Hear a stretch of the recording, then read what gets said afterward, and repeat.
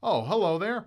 Have you ever thought about what it would take to eat another person? Have you ever questioned in your mind what another person might taste like? Is it truly as unethical as we think? Consuming human flesh seems to be one of humanity's last great taboos. For hundreds of years, Western society has seen those who partake in the practice of cannibalism to be savage and insane, perhaps even evil. But despite our repulsion to the deplorable idea of eating another human being, is it really as bad as we make it out to be?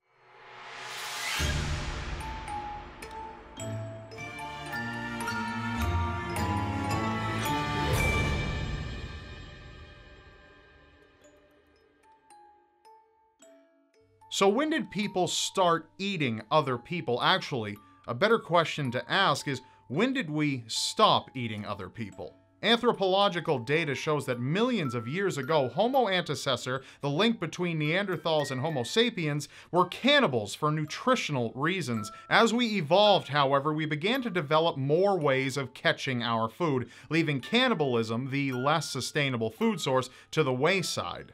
So why do we consider cannibalism to be such a bad thing? Well, aside from its animalistic perception, we as humans for a long time have believed that murder is wrong. And while you would think murder and cannibalism would go hand in hand, much in the same way you can't have a burger without killing the cow, cannibalism is illegal in very few countries, including the United States. While the act of cannibalism is not illegal in the US per se, the act of killing another person and desecrating a corpse is. The same holds true in many other countries, including Germany and Japan, where no such laws exist. And while we may think that in order to get the meat you have to kill the source, cow to hamburger for example, sometimes this isn't the case. In one of the more recent cases of cannibalism, Japanese exhibition artist Mao Sugiyama gained national attention for a tweet he sent in 2012 offering to cook his genitals and serve them to paying customers. Sugiyama, a self-described asexual, decided to have his genitalia removed on his 22nd birthday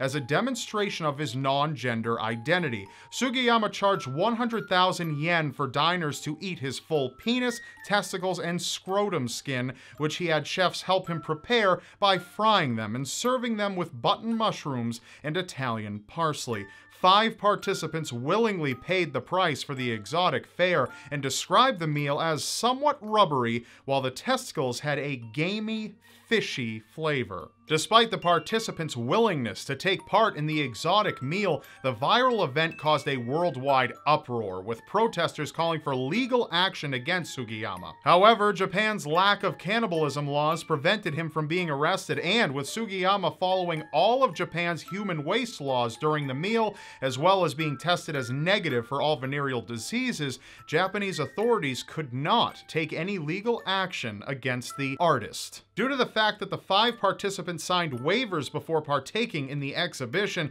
we are unsure whether or not they did face any adverse health effects. However, studies have shown that human flesh may be one of the leanest meats, having fewer calories than more acceptable dishes. So now for the big question, what do we truly taste like? Well, we have the accounts from some serial killers and we have the accounts of people who have visited cannibalistic tribes. However, no one seems to agree. In 1972, Arthur Shawcross killed a young boy and girl in Watertown, New York. He went to prison for the crimes, but he was released after serving just under 15 years, to which he began killing again. He killed 11 more people before being caught in 1990. When he was caught, he admitted to eating the genitals of an 11-year-old boy along with the genitals of 3 prostitutes. When asked about it, he equated the taste to that of a pork roast. However, others have described the taste to be that of veal, as well as somewhat stringy in texture. In the 1920s, author and journalist William Seabrook described the taste during his experiences with West African cannibals in his book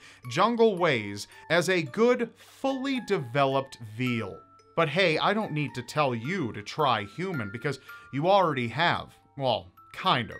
Although most people think of cannibalism as being either exo-cannibalism, eating strangers, or endo-cannibalism, eating those you know, there is another kind that almost every person partakes in some form or fashion, and it's called auto-cannibalism, the act of eating oneself. Whether it's biting your nails, chewing the inside of your mouth, eating boogers, eating scabs, yes, some people do that, or simply just involuntarily swallowing dead cells, we have all consumed human at one point or another. And to be especially blunt, if you have ever engaged in oral sex, aren't you also ingesting human as well? Although some people do take auto-cannibalism to more extremes, we are all, in a way, cannibals. So from a dietary perspective, does it make sense to eat people? Well, if you're looking to eat much leaner meats at any cost, such as the sacrifice of your morality, then actually it does. While studying the behavior of early humans to figure out why they may have eaten other humans, Dr. James Cole found it was clear that early cannibalism was for ritual's sake rather than hunger. To gain the calories from, say, a bear, you would have to eat 3 people, with the majority of calories coming from adipose tissues such as fat. In all, a 110-pound man would yield approximately 18,000 calories, while a cow can yield approximately 514,000 calories, leading our less health-conscious ancestors to only eat humans in times of food scarcity, as well as for religious reasons. Despite our low-calorie benefits, doctors and scientists have for years cited human flesh as being incredibly dangerous to consume. In the early 20th century, a cannibalistic Papua New Guinea tribe contracted a deadly disease called kuru, or shaky death, after eating human brains in a ritualistic ceremony. The majority of the sufferers in the tribe were the elderly and women, with the fatal brain disease being a variation of Creutzfeldt-Jakob, similar to mad cow disease. Both mad cow and kuru are prion diseases, which occur when misshapen prion proteins make normal proteins form incorrectly, causing them to clump and form small cavities similar to the holes in a sponge. The sufferers would experience loss of coordination followed by hallucinations, severe, rapidly progressing dementia, paralysis, and eventually death. Like other prion diseases, kuru is incredibly deadly and decimated much of the tribe during the 1950s. So is human meat really all that dangerous, or is it primarily just the brains? Just like other Creutzfeldt-Jakob diseases, which are neurological degenerative diseases, you have to eat infected meat to get the prion disease. In the case of mad cow, it was the cows that ate feed containing parts of infected cows, causing the disease to spread. Despite national panic when mad cow disease was detected in the US in the early 2000s, all prion diseases affect only 1 per million people, making them rare even for cannibals. In fact, believe it or not, kuru is even less of a threat to the Papua New Guinea tribe today. Although they stopped practicing cannibalism in the late 1950s, the disease persisted years after its first sightings due to the slow developing nature of the illness. Those who did survive the disease outbreak, however, carried a unique genetic mutation called V127, which made them immune to the disease. Researchers believe that the once cannibalistic tribe evolved a resistance to the fatal disease, leading scientists to believe that these remote people may hold the key in preventing future forms of prion diseases. So despite the dangers of leading a cannibalistic lifestyle, cannibalism may have led to a new scientific breakthrough that could save potentially countless lives. Perhaps one of the most recognized forms of cannibalism today isn't for pleasure or for ritual, it's for survival. One of the more well-known examples of survival cannibalism was that of the 1846 Donner Party of settlers traveling to California who tried to take a shortcut, leaving them stranded and desperate for food. This is when members of the group started to eat other members of the group. While gruesome, cannibalism for survival has been seen as a more acceptable form of cannibalism. Perhaps this is because when times are tough, we understand a person's will to survive can overpower a person's tastes or morals. With those who serve as a survival meal being already dead, they don't suffer and will otherwise only rot, and then everyone dies. A complete waste. But is it only the dead that can justify cannibalism? Science and nutrition aside, a person would have to be completely insane, completely outside of their right mind in order to bring themselves to eat another human being. Anyone willing to go that far must be completely crazy, isn't that right? In 2001, a German man named Armin Meiwes posted an online solicitation looking for a partnership in which he would inevitably eat the person who accepted this proposition. In the advert, he said that he was looking for a boy, one he could kill and butcher for the purpose of eating. "I am a cannibal," he said, "a real cannibal."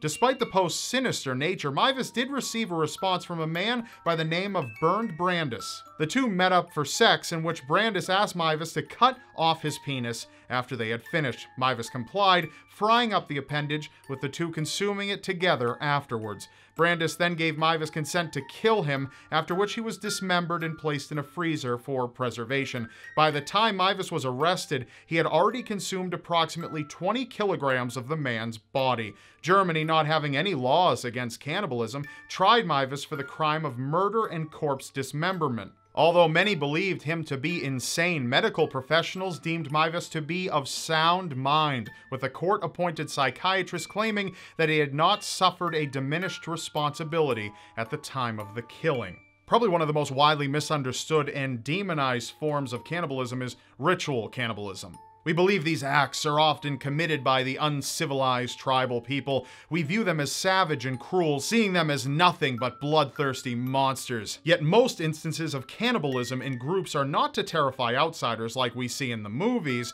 but rather an act of respect. Tribes like the Wari tribe of remote Brazil practice what is called mortuary cannibalism, where they consume their dead as a sign of respect. After a period of mourning, the body would be cut up and barbecued. Although it was prepared like regular meat, eating it avidly was discouraged. Family members who ate the meat avoided touching it with their hands, placing it directly from the bowl into their mouths. What remained afterwards was then burned along with the grill used to cook their flesh. And you have to wonder, what is really more respectful when you look at it? Taking a dead body, cutting it open, pulling out its inside, stuffing it with preservatives, stitching it back up, presenting it to a bunch of loved ones, and then burying it in the ground? Or consuming your loved one once they've passed? Many would say the first, but really think about how the embalming process works. The embalmer sets the body's features, then makes an incision near the collarbone, where they place arterial tubes in the main arteries, draining them of all their blood. The body is then massaged as the blood goes out and the embalming fluid goes in. The mouth is forced closed and the jaw is often wired shut. Then the corpse is dressed up to appear lifelike so it can be displayed to numerous loved ones. And finally, they are placed in a coffin and buried in the earth. Considering all that the body has to go through just for a viewing and to eventually be covered in dirt, is it any less of a desecration than funeral cannibalism? While this is incredibly normal in our society today, it is also incredibly expensive. A funeral can cost on average about $10,000, placing financial strain on the family in their time of mourning rather than letting them focus on the life of the individual. This can often be on top of the cost of handling the affairs of the deceased, so a proper burial is just one more thing to worry about when all you want to do is properly mourn. And when the cost of burying a loved one can cause crippling debt for families who cannot afford it, are we really the more civilized ones? When we consume something, it plays a role in turning us into, well, us. We are who we are because of what we eat. So in a way, an unpopular way, by consuming our deceased loved ones safely, their death is providing us with life. That's a bit poetic if you really think about it in a morbid kind of a way. So now here is where I questioned you. On my Twitter, I asked, would you ever eat human meat? Here are the results. Out of 2,065 voters, 11% said they would definitely try it. 9% said they would possibly try it. 50% said they'd only eat human in a survival situation, and 30% said they'd absolutely never eat human under any circumstance. You can follow me on Twitter @TheRobDyke to cast your vote in my weekly Question Everything poll. So will cannibalism ever be accepted by the mainstream? It's quite unlikely. However, just because we think something is bad doesn't mean it's all bad. It's just a matter of perspective, and I hope this episode has given you something to chew on.